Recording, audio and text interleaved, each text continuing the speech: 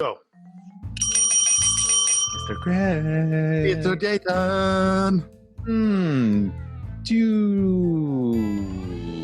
do we have today? Oh, we've got Robin Sharma, international best-selling author. In fact, he may be the #1 living author in the world.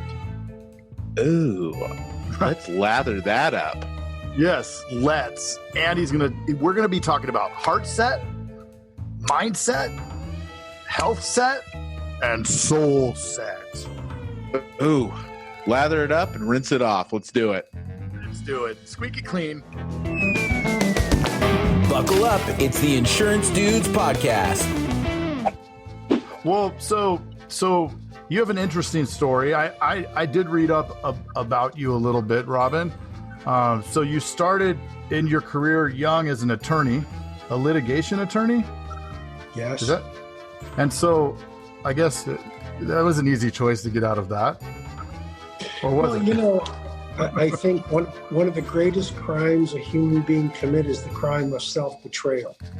A lot of the 5 a.m. Club is, how do you take back your power? How do you reclaim your potential? How do you reconnect with your authenticity? How do you find that freedom and that we're all looking for? And I became a lawyer for a lot of wrong reasons, I can look back and say now. I listened to the voices of the people around me who define success on their terms and on society's terms, but I'd wake up every morning as a litigation lawyer and I was quote unquote successful according to the metrics of the world, but I felt like a failure myself. So what I did was I went on a pretty profound odyssey. I started studying the great women and men of the world through their biographies and autobiographies. I found a number of great mentors. I started searching for what makes truly world class and what makes a soaring human life. And with what I learned, I made some profound changes in my mindset and Heartset, Healthset, and Soulset. I left the law. I self-published a little book called Mega Living in a 24-hour copy shop. My first seminar was 23 people. 21 of those people were my family members, but that sort of launched my journey into the field of leadership, elite performance, and personal mastery. That is awesome. And in that journey, that odyssey, as you call it, how important were the roles of mentors? I think incredibly important. But I would even say, don't give away your power to mentors. I think the journey to world class in many ways is trusting your own mentorship. There's a line in the 5 a.m. Club that says, instinct is more powerful than intellect. Yeah. And our society cherishes the intellect. Our society cherishes the brain. And that's why in the 5 a.m. Club, it's not just mindset, because that's just your intellect, but symphonies and the great art, the great families, the great movements were not created or caused by mindset alone. It was Heartset. And so what I'm suggesting is I left the law. It made no sense intellectually. But I left the law because I had no choice but to follow the silent whispers of my heart or my instinct or my intuition. You know, George Bernard Shaw has an awesome quote, and he said, "The reasonable man adapts himself to the world. The unreasonable one persists in adapting the world to himself. Therefore, all progress depends on the unreasonable man." And I think all of us, your many listeners and viewers included, I think we need to be a lot more unreasonable with how we live out our lives if we want to live our greatest lives. Yeah, those outside influences and those voices, they'll constantly be telling you that you can't do it this way, or you have to stay the course. And it's just, it's amazing how when we listen instead of to our heart, but to those others, it can really put us where we don't need to be. I love that. I think, there's a model I teach called the genius betrayal continuum. And basically it speaks to the fact, when we're little kids, we are intimate with our authenticity. When we are little kids, we are we believe we want to be astronauts and firefighters and insurance, professionals. We want to be teachers, poets. And then what happens is there's these forces, and I call them PENM. That's the acronym. PENM, that starts to brainwash us, and we go through this hypnosis away from our primal genius. And PENM, just to add value to your followers, PENM is parents, environment, nation, associations, and media.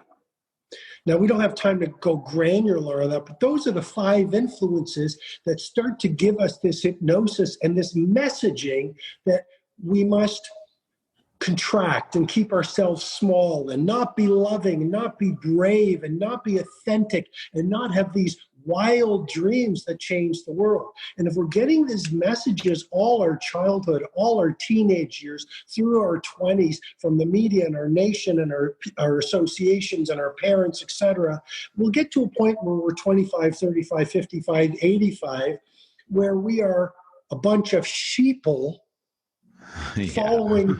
following the flock versus leadership, which is having the authenticity and bravery to do our own life. And a lot of the 5 AM Club, and I know we're going to get into it, but the reason why I spent 4 years writing the book, handcrafting every line, putting in some of my best models that I've taught to the billionaires, not only on creativity and productivity, but how do you live a happy life, a soulful life, because I think success without soulfulness is a very empty victory. But I wrote this book because I think so many people have, maybe a lot of your people, they've got large businesses, they're serving their people, they've got great clients, they're probably pillars of their community, and yet they're waking up like I woke up, with an empty heart going, is this it? I've got money, I've got the 2 Mercedes. And I think those things are important, but not at the cost of living by your values, knowing yourself, being joyful, and finding freedom. I think ultimately we don't want more Mercedes or social likes. We really want a heart full of joy and a life full of freedom, if that makes sense to you two gentlemen. Totally. And what is success, right? Everybody says success is this, to your point, the reasonable success. Reasonably, people tell you that this is successful, but you don't feel it. So is that success? Heck no. Like, to your point, you had what everyone said was success, and it did not feel like it. So you had to go on your own journey to find success for yourself. Yeah, completely, Jason. I spent over 2 decades coaching billionaires, CEOs. I've worked with Starbucks, leadership teams of Starbucks, Nike, Microsoft, GE, NASA. And I only mention those to say, I've met a lot of ultra-rich people who are the poorest people I've ever met. Because they have to drink 12 bottles of beer on the way home to medicate themselves so they can hang out with the family they're disconnected with. They live in a mansion, but they're all alone.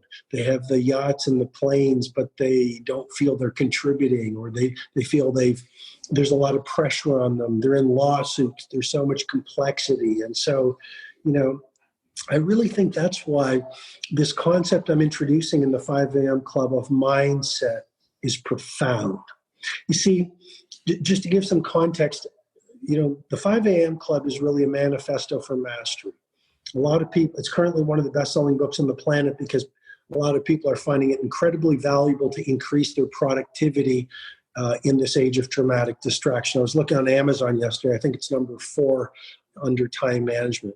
But it's a lot more than just a book on the morning routine of the billionaires. And one of the models I teach, I don't know if I can show it to you, but one of the models is called the 4 interior empires. Now, I know a lot of your followers, your fan base, they're obviously in the insurance industry.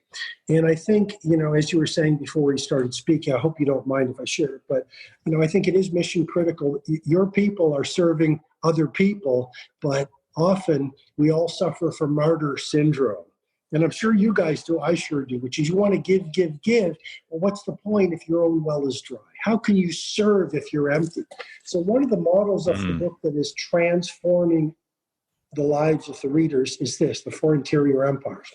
And what it speaks to is, I believe there's 4 interior empires I would encourage your followers or your people to really think about, because this is the DNA of all exterior empires of creativity, productivity, prosperity, and service to humanity.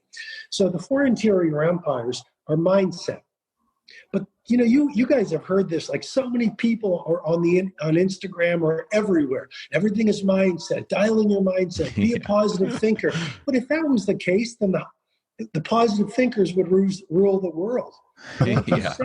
Like you said, Jason, well, we intellectually get it, we're successful, but we don't feel it. So what's the point? So I think mindset is only 25% of the personal mastery equation. I don't think mindset is everything, because that's just your psychology. But as human beings, we're more than our psychology. We are what I call the second interior empire of Heartset, our emotionality. We feel joy, we feel anger, we feel gratitude, we feel shame. And it's not until you work through those Heartset wounds where you're going to start to feel joy, feel gratitude, feel that, I'm making money, it's a good thing. You got to feel your client's pain. You got to feel your family's empathy. But it's not only mindset and Heartset you want to dial in, and I go very deep into it in the book with tools. It's mindset, Heartset, Healthset.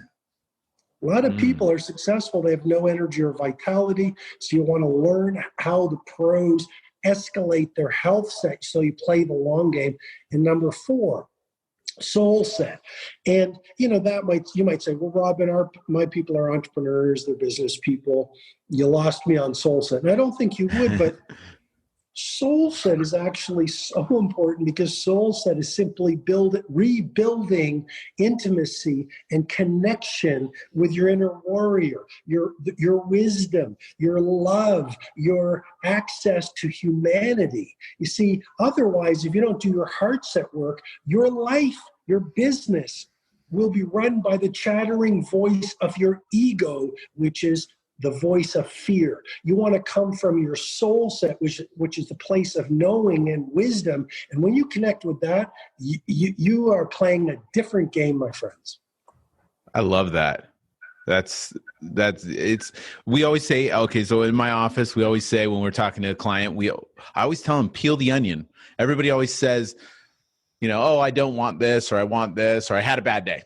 You know what I mean? Or I don't have time. But keep asking more questions and get down to it. And it's kind of like the same thing that you're saying is peel that onion. Like what deeper? Like you might have these top layers, but when you really get under it, what really that Heartset thing is just huge. And being able to go more granular than just the surface. Completely right. So let's give your people an example. So you have these people that say, I want to make more money this quarter. I want to get more clients this quarter. I want to get a new Ferrari this quarter. Okay. And because so many people are also on that path, and we have so many social media influencers encouraging that, you're right, Jason. We don't step back and say, why am I spending my days chasing these things? Because they might not be what I'm really chasing. Oh, let me do the Heartset work Robin's talking about. And then you might realize you were never enough for daddy, or you're never enough for mommy. You never got any praise. You're full of neglect, and you've got this hole inside of you, and you're medicating that hole with more versus doing the Heartset work to fill the hole. So you walk out in the world and say, no, I'm very intentional. Here's what I want. So the 4 interior empires are absolutely a game changer. There's a lot of people, they say, we're suffering from what I call a comparison culture right now on social media. Well, that is likely because we have these emotional wounds within us. We're not locked into our own true power, so I hope this is making sense to you guys. But 100%. Love it. Yeah, love it. Yeah. Oh yeah. So we're deriving power, and we're getting that dopamine fix to go to some of the neurobiology in the 5 a.m. club. We're getting the dopamine fix from the like versus filling our own interior lives with that sense of self-love, self-appreciation, strong identity. So we walk out in the world and we're an army of one. And even if people don't like us, we applaud ourselves. I mean, I did my 100th spin class the other day, and I'm not trying to say there's anything special about me. I'm trying to make a point here. So I got my 100th spin class, and I guess everyone was busy. Usually you get a card. I didn't get any card. I didn't, get any external applause. You're going to go boo-hoo, Robin. We'll bring in our little our insurance dudes violins. But as I was in the dark finishing up my soul cycle, my class, what I realized is I believe it was a universal test and opportunity for me to build some self-applause. And that's exactly what the gift was, I believe. And that's exactly what the Heartset work is. And the 5 a.m. club, I go through the 20-20-20 formula that is seriously upgrading people's productivity and performance. If people want to go deeper, it's in the book. There's the 10 tactics of daily genius. It's very much a manifesto for increasing your creativity and productivity in this age of incredible distraction and interruption. But it's also a very philosophical book. And it teaches you how to start to applaud yourself and how to start to fill those inner holes and how to start to build, that warrior spirit that all of the great women and men of the world have. Like my heroes are the Mandelas, the Martin Luther King Jr.'s, the great women and men of the world, the pure leaders who go out there and lift up humanity. And I think ultimately, when we get to the last hour for last day, it's not going to be social media likes that are going to fill us with joy. It'll be service to our brothers and sisters on this tiny planet. Yeah. Absolutely. You talk about how important that first hour of the day is. Like just getting set. Can you talk a little bit for the audience about that? Oh, I'd love to. So I think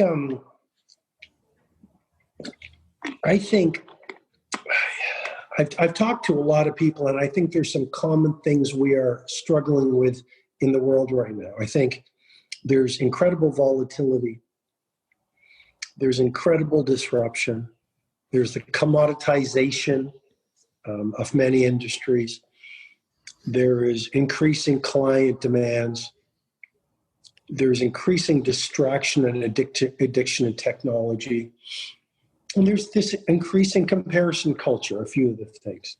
And I talk to a lot of people and they're saying, Robin, I don't have any more time for myself. Jason, just like you mentioned, Craig, you believe in it. A lot of us we're running dry. Get up in the morning, we're checking emails, notifications, this, that. It's just like, it's a very messy lives. So I believe that, and I say this in the 5 a.m. club, I say, tranquility is the new luxury.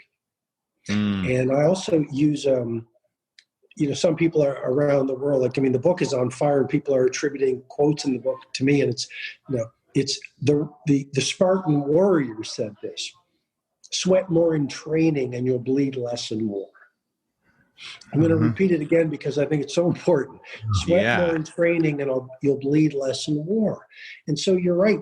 5 a.m. to 6 a.m. is what I call in the book the victory hour.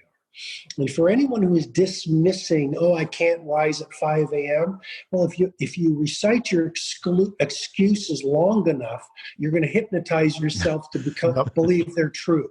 The gift of genius is neuroplasticity, which simply means the gift of genius is our human brain's ability to adapt. People who want to be better boxers by training, they train. People who want to be better chess champions, train, you get there. People who want to rise at 5 a.m., according to the research of University College London, do it for 66 days in a row. And there's actually an entire model in the book showing you the science of habit installation, so you can't argue with it. But you'll do it for 66 days, and you'll wake up at 5 a.m. And then you do the 20-20-20 formula, which I'm happy to get into because it actually gives you a precise protocol. I've talked to the billionaires, okay? And all of a sudden it's 6 a.m., You have optimized your cognition, your brain. You've optimized your energy. You've connected to your Heartset. You're feeling full of glory and gratitude, and you've actually taken some time to do some learning. Now it's 6 o'clock. You trust me, you do this 10 days in a row, 20 days in a row, and you will dominate your domain, and you will start to completely rewire your performance, your happiness, your impact in your life. Yes, the first hour of the day is the mother of all habits. Oh yeah. And it shouldn't be you just get up earlier so you can check your email and look on Facebook. Yeah. I mean, it's actually to be productive, whether it's go to the gym, to meditate, to do some yoga, to do something that's actually going to advance your soul, right? Absolutely. It's getting up and working on the 4 interior empires of mindset, Heartset, Healthset, and Soulset. You're right. It's not about watching the news, scrolling, checking notifications, because you see, we have these assets as elite performers.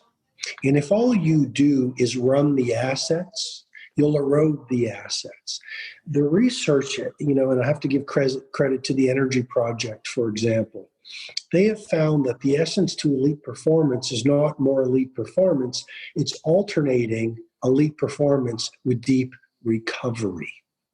And that's why resting, renewing, having fun is incredibly important. So what you do at 5 to 6 every day or 5 days a week, some people say to me, Robin, I do shift work. I get home at 4. How can I do the 5 a.m. club? My reply, you can't. Sleep. So some people say, do I have to do it 7 days a week? I want to party on Friday night. And I go, let's go party on Friday night. Yeah. Do it 5 days a week. Why are you giving me your power? Take the book. It's got thousands of ideas in it. Use it to customize your own life. We give people our power. But the larger point is it's 1 hour to, let's get into the 2020 formula if you want to. Yes. Yeah. So it's basically, here it is in the framework I teach in the book. I explain the neuroscience, I explain the rewards, and I explain precisely what to do. High level, 5 to 5:20, move, sweat, go to a spin class, do burpees, run on a treadmill. What that will do is it'll release BDNF, which John Rady, a doctor at Harvard, called miracle grow for the brain, which is going to increase your processing. It's going to repair damaged brain cells, and it's actually going to promote neurogenesis. Get this, guys, which is increasing the number of brain cells. Sweating first thing in the morning is going to release dopamine, which is the inspirational neurotransmitter. You're going to feel on fire. It's going to release serotonin, which is going to make you feel happier. That's pretty valuable as you go through your day. Yep. Going to reduce cortisol, your fear hormone. I could go on and on. I'd simply say it's also going to increase your metabolic rate, which is going to give you a less body fat, more energy. Now it's 5:20. Guess what? You're on fire. The way you feel when you wake up is not the way you'll feel after 20 minutes if you run the protocol in the 5 a.m. club. Now, second pocket of the 20-20-20 formula, 5:20 to 5:40. This is awesome. You reflect. In a world where a lot of people are busy being busy, you'll take the time to do what I do. Maybe build out your... I know, I'm extreme. You build out your day, okay, with a cup of coffee while the rest of the world is asleep, or you pray. I believe in prayer. It helps me reconnect to my values and make sure I'm an instrument of service versus, a selfish person. I try to work through my insecurities, the Heartset work, 5:20 to 5:40 through journaling. I have my journal right here. I can talk about my frustrations or my insecurities. I can reconnect to the person I want to be. How do you become a better human being? You work at it. So that's the reflection piece. You can meditate. You can do visualization, powerful. There's a lot of tools in the 5 a.m. club, like I talk about journaling. I deconstruct it. I actually give you a template for an amazing day. It's all in the book. 5:40 to 6 o'clock. you're feeling fantastic now, wouldn't you? When you've even hydrated, which is important to mitochondrial function. Okay, now it's 5:40 to 6 o'clock. What do? You grow, you learn. You can read the 5 a.m. Club. You can read Meditations of Marcus Aurelius. You can read Martin Luther King's autobiography. You can read The Prophet by Khalil Gibran. You can read the Bible. You can read the Quran. You can read the Torah. You can read the Gita. You can read any holy book. But you can read about psychology. You can watch a TED Talk. Now it's 6 o'clock. You're on fire. You do that 5 days a week, because I know you want to party on Friday night. So you do that for 30 days. Come on, look at the results. You're going to be on fire. Love it. That's great. I love that you have a blueprint for people too, because a lot of people they know they want to change, they would know they want to do something, but where do you start? And how do you know where you start that you're doing the right stuff? By trial and error. I mean, you just took out years of trial and error right there. Took out the excuses. Yep. Here you go. Yeah. It's philosophy without technology is an empty victory. So the 5 a.m. Club has my best philosophy. It's like big picture. What's life about? What's a true leader? What's going on in the world? How should we live our lives? In my estimation, you need philosophy. Mm-hmm. The great Roman emperor Marcus Aurelius, he said, you must be a philosopher. We have to be thoughtful. What is a great life? What's going on in the world? But philosophy without technology, or I'll make up a word because I like you guys, tacticology, without tacticology, yeah. gives us no traction around our ambitions. And so the 5 a.m. Club has philosophy, then it has mental frameworks, the four traits of history makers, the 20-20-20 formula, the 10 rituals of daily genius, these frameworks that make it very, very clear, the habit installation protocol, because a lot of us, we need a model, and then we go, oh, I understand the philosophy because this makes sense. But then philosophy without frameworks still need the tactics. Like, what do I do this morning?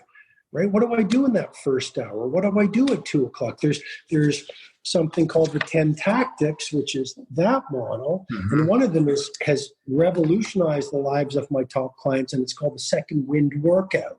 So at 5 o'clock, or you finish work at 6, if you guys believe, or your audience believes, that exercise is a game changer, and it is, then why would you only do one workout a day? And so what I'm going to do at 5 o'clock or 5:30 is I'm going to go for a nature walk, and I'm going to hydrate more, and I'll listen to some audiobooks or some podcasts.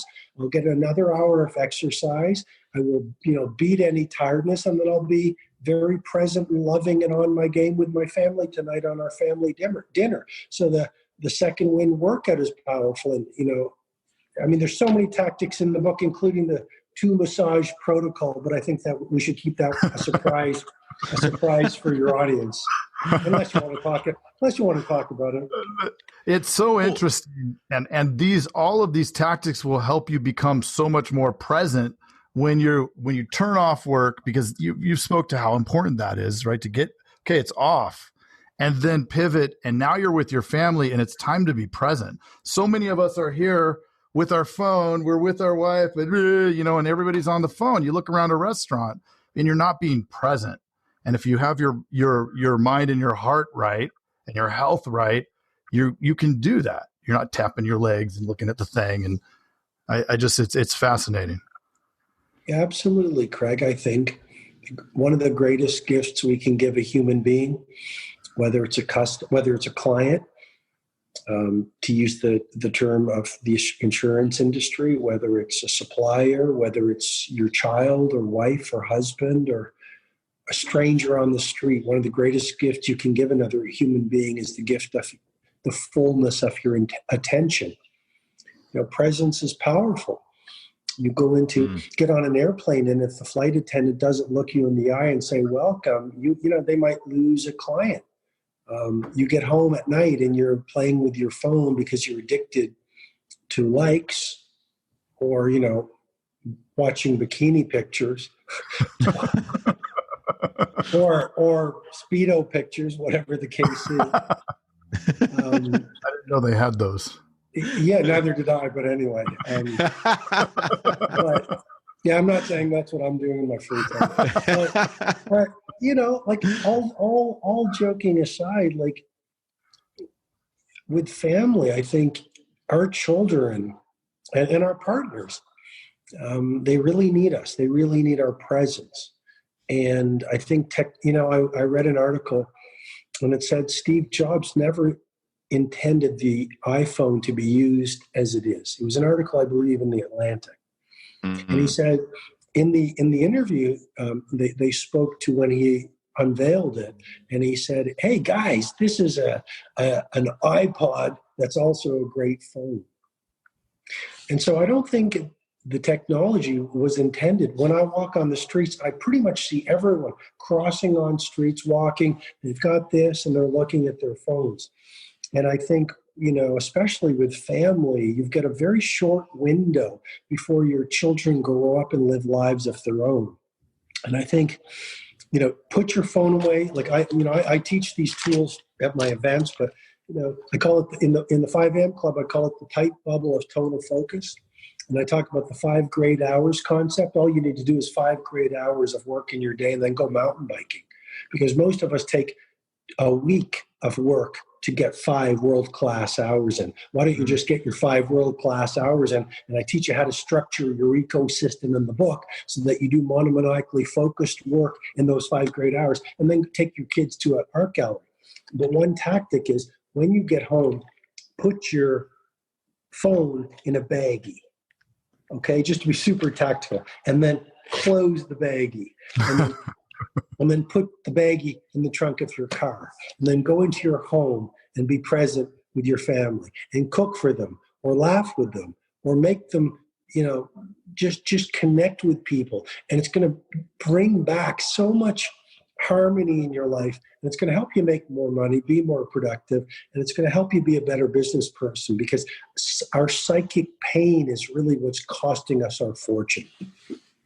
I love that. And I am a victim of that. Like, and I think most people are, but totally. I have 4 kids at home, a newborn up to 7 years old. And really, when I get home, it's so easy to, check emails, or what you think is going to be a short period of time ends up being the night, and you don't have those connections. And then you look back and, oh yeah, my daughter wanted me to do this and I didn't do it. And yeah, it's huge to be able to, I love that tactic. I'm totally using that. Yeah, well, and Jason, you're very honest to say that, but just imagine at a subconscious level, we're talking about Heartset. This is why it's not just mindset. At a subconscious level, imagine how the deeper, higher, wiser, most aware part of you is feeling, knowing that you're playing with your phone with your family around. And guess what? We're all guilty of that. And guilty is the word, you know, because it builds this, what I call a field of hurt within us, this guilt, this shame, this anger. And that's what I'm saying. Like, mindset is, okay, go read the productivity books. And that's right. Okay. Mm-hmm. Well, what about Heartset? What about all that guilt, shame, anger, frustration that builds up? Isn't that the real block to elite performance? Isn't that the real block to intimacy? So we build a high performance team and a wonderful family. So Heartset without mindset is a fool's game, I believe. Yeah, I love that. That's true. There are a lot of consequences that people don't think about when doing this. They think about the consequences on the surface level. Oh, my job, my work, I got to check these emails, I got to respond to this. That's so surfacey. But what does that trickle down when you start responding and all that stuff into what's that trade-off? Life? Yeah, huge. Big trade-off. Well, if you want to go even deeper down the rabbit hole, a lot of the 5am club is about owning your primal genius. I believe, this is just my opinion, when we are born into wisdom. We are born into this luminosity. We are intimate and connected with who we truly are. And then the world does start to take us away from that. And it makes us sheeple. It makes us a part of the herd because it wants us to fit in. And so what starts to happen? Potential unexpressed turns to pain. The more you betray what you need to really do in your life, the more you betray your gifts and your talents, the more you become busy being busy versus doing work that changes the world, you build up this field of hurt. It's all this unexpressed pain. And you're right. It does have a cost. Even at a physical level, what is disease? Dis-ease, cancer, diabetes, stroke. Isn't a lot of that comes from inflammation we're learning. Well, inflammation, I believe, comes from a lot of these toxic emotions. And if you don't learn how to process through guilt, shame, anger, frustration, it gets repressed in our subconscious. Carl Jung, the great psychologist, called it the shadow, the great unconscious. And I think most of us, we've got this repressed field of hurt, as I call it. And we wonder why we medicate ourselves with busy work and the phone and alcohol and worry and complaining. You see how deep this goes down the rabbit hole? And that's why the 5am Club method is a game changer. Because if we're just doing the mindset work and reading and getting it into a cognitive level, we're still repressing all that is. And so a quick idea is to heal a wound, you must feel a wound. And the more you start developing intimacy, and this is another conversation, the more you start learning how to feel your emotions, which is what society tells us not to do, especially as men, you actually heal the emotion. As you heal the wound, you start to build intimacy with your gifts and talents and your wisdom, and you start to trust instinct, and you become this superhero because that's who you truly are. Before, to use Neo's terms in the Matrix, the world pulled the wool over your eyes. Love it. I mean, you are obviously following your passion. Thank God you got out of the law business, because I mean, honestly, this is the amount of value you've just brought everybody. It's just, I personally can't wait to re-listen. I can't wait to read the book. I know we're a little pressed on time right now, and I want to respect your time. And I know that you have other engagements. What else? Is there anything that we didn't ask, or anything else that you'd like to share that? I would say one thing is a few final things, very important. I think I know insurance professionals deal with this, and I think, I do want to offer the point, which is elite performance without deep recovery leads to asset depletion or an empty well. There's a model in the 5am Club. It's this one. It's the twin cycles of elite performance. And what that model explains is this: the greatest performers alternate bursts of brilliant work with periods of rest, recovery, and enjoyment. So in the book, I talk about one of the tactics, the 60-10 method. Work for 60 minutes with total focus, no technology, real work, versus fake work, and then go for a walk for 10 minutes. And then come back and do another sprint, and then take another 10 minutes. And this is a little disruptive. Every 3 months, take at least a week off, no phone, no technology, on a beach, in Rome, in Helsinki, in wherever, and go to art galleries, and have fun. There's a concept I teach at my weekend events called the $1 Million Weekend Strategy. In $1 million, you can download ideas that'll make you, some of my people have made 10, 20, 30 $1 million from it.